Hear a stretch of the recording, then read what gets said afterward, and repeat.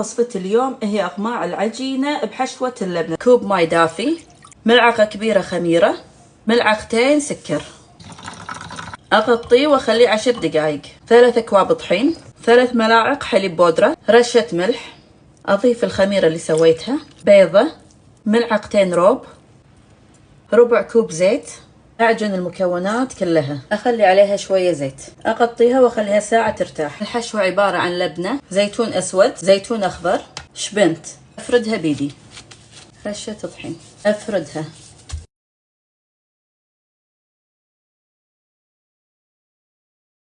أدهنها بصفار بيض وحليب، سمسم، صماق.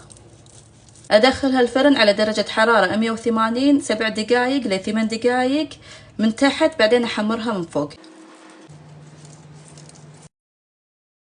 علينا وعلى عيونكم بألف عافية.